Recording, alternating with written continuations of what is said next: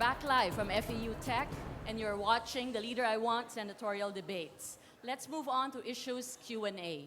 Rappler pinpointed 6 issues for the 2016 elections. These are corruption and governance, social inequality, disasters and climate change, foreign policy, OFWs, peace and development in Mindanao. Rappler's bringing you this debate with our partners in PH Vote. Globe, 7-Eleven, Facebook, Twitter, DZRH Manila Broadcasting Corporation, and Media ng Bayan PTV4 and its partner, The Standard. We are live on Media ng Bayan PTV4 and on DZRH. For you out there watching on your cell phones, tablets, and computers, follow our live blog where our editors are doing live annotation, commentary, and analysis. Just click on the mood that matches yours. We'll also have a live survey to choose the winner of each round. Use hashtag #TheLeaderIWant when posting your reactions and questions on social media. For this portion, this is the issues Q&A. The candidate in the hot seat will have 2 minutes to answer a specific question. Another candidate can comment on what the first speaker said for 1.5 minutes.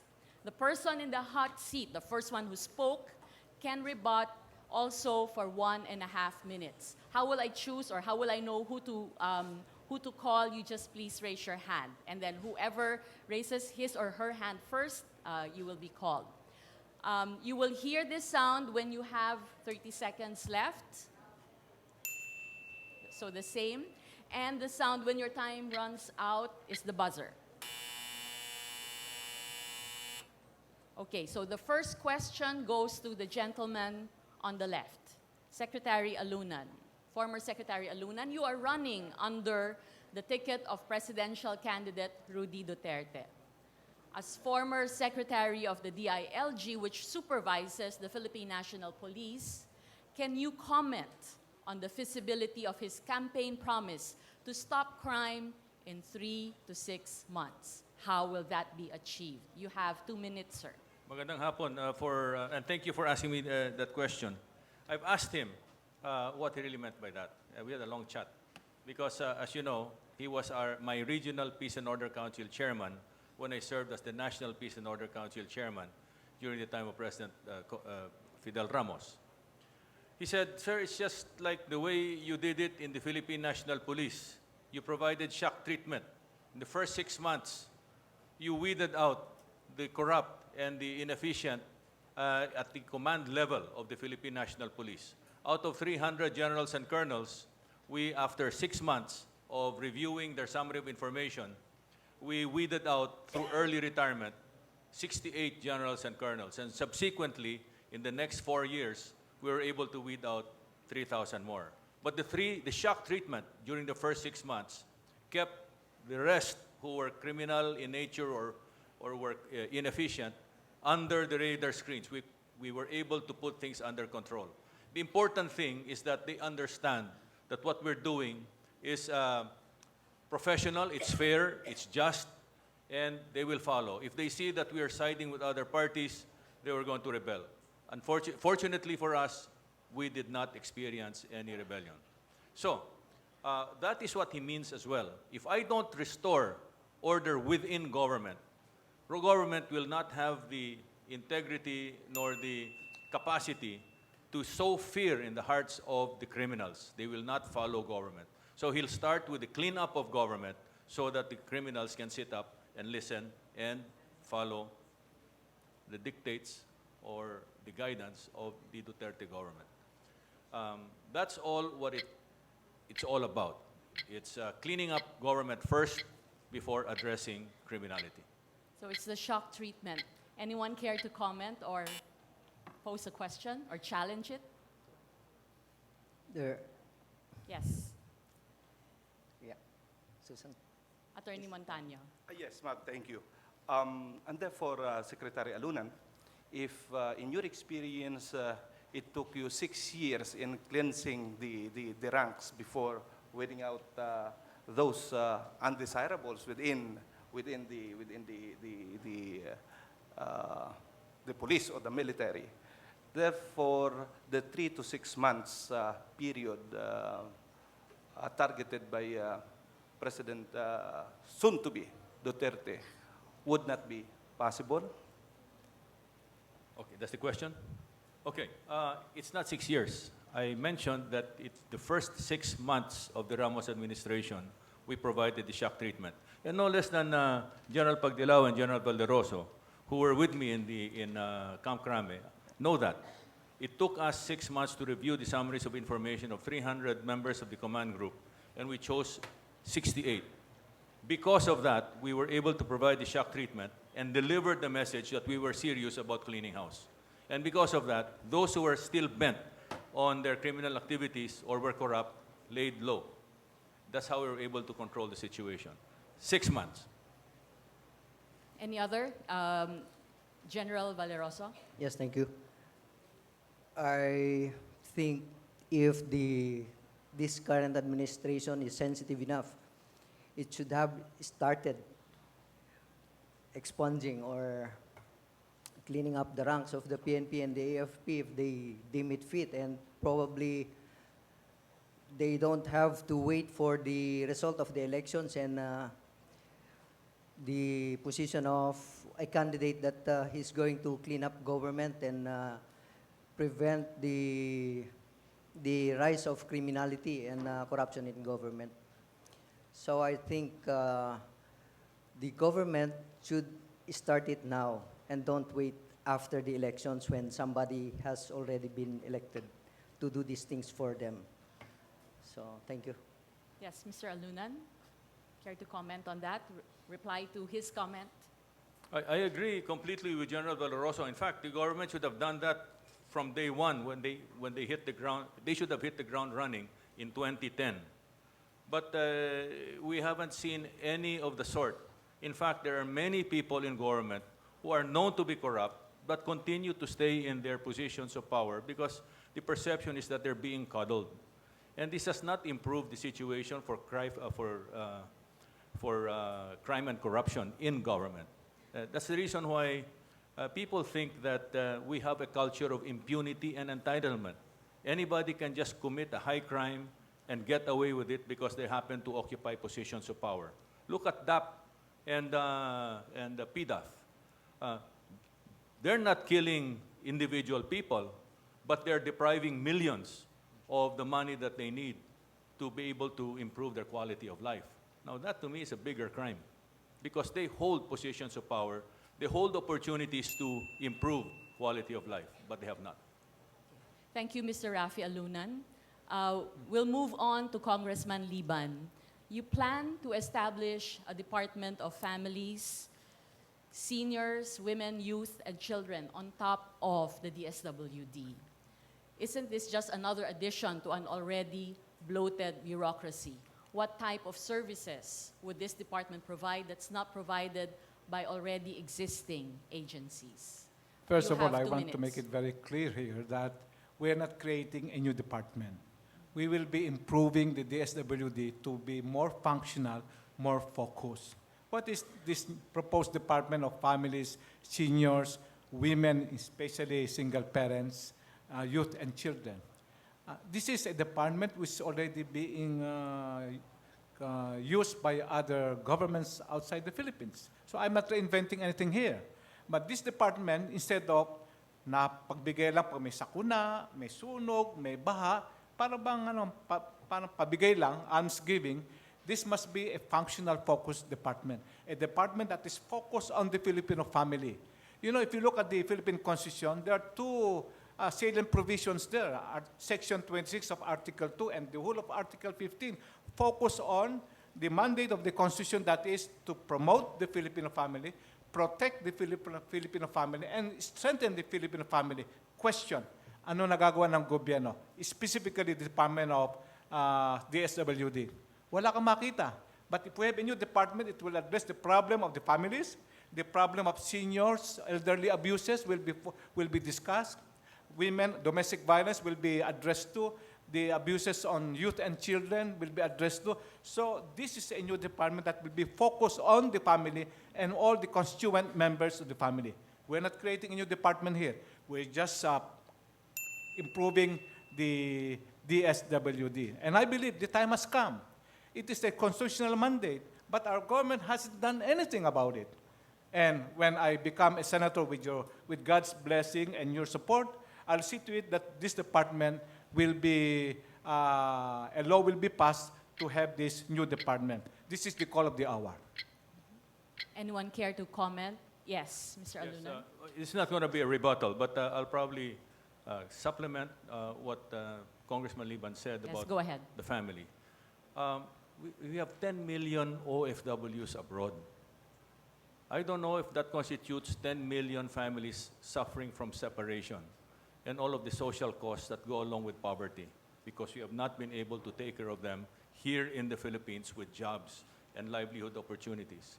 But if we are to build a nation, we have to reunite our families, because there's no way for us to push our agenda forward if our people are separated from each other and are bearing the social costs of poverty and other problems that go with it. So in what Congressman Liban said, perhaps I would like to just ask a question. In preserving the Filipino family, what concrete steps would you undertake apart from reversing the diaspora to be able to get things done? Well, initially, I would urge government to come out with a program of really reuniting the families. That's very, very important. As mentioned by Secretary Alunan, the social cost is staggering. It's almost immeasurable. Maraming pamilyang nasisira, nalulusaw. And yet we claim we are the light and salt of Asia. We're the Christian nation. Pero ang ating pamilya, yung pamilyang naiwanan, yung mga anak, na maraming problema sa pag-aaral, sa social interactions, at pati yung mag-asawa nagkakaroon ng hindi magandang ugnayan o nagkakahiwalay. It is the duty of this government to come out with programs and projects that will, again, promote the family, protect the family, strengthen the family. One way, if I may suggest, is to create specialized sub-departments on the family, on youth and children, on women, para lahat yan focus. Hindi yung pag may problema, maghahanap sinong pwedeng sumagot.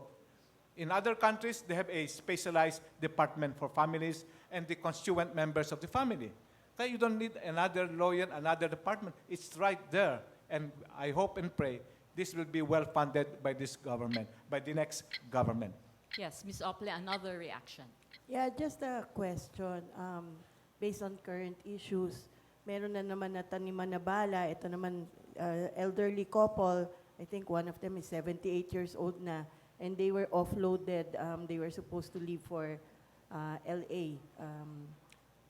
If you have that department, how do you envision that department to be relevant to such cases involving senior citizens? Well, yung mga problema ng elderly or senior citizen ay talagang problema at lumalalang problema. Alam niyo ba, if you go to the malls now, I will not mention any malls, kilala niyo lahat yun, dumarami ang kaso ng mga matatanda, iniiwanan ng kanyang mga anak. Lalo yung mga hina ng memory. And I was telling myself, this should not happen. And government must even come out of a program to support especially poor families to take care of their old people, the elderly, the senior citizens. Lahat naman po tayo tatanda. Hindi natin maiwasan yan. But government's duty, following the constitutional mandate, should come out with a program that will support the family. Yung pag-OFW, problema yon. Pero yung paghihiwalay ng mga matatanda, hinihiwalay sa pamilya, mas matinding problema yon. Kaya habang hindi pa malala, umaksyon na tayo dyan. Thank you, Mr. Liban. 2 questions lang ho, or 2 reactions. Let's move on to Attorney Alan Montaño. This is your question. You are a pro bono labor lawyer and a labor rights advocate.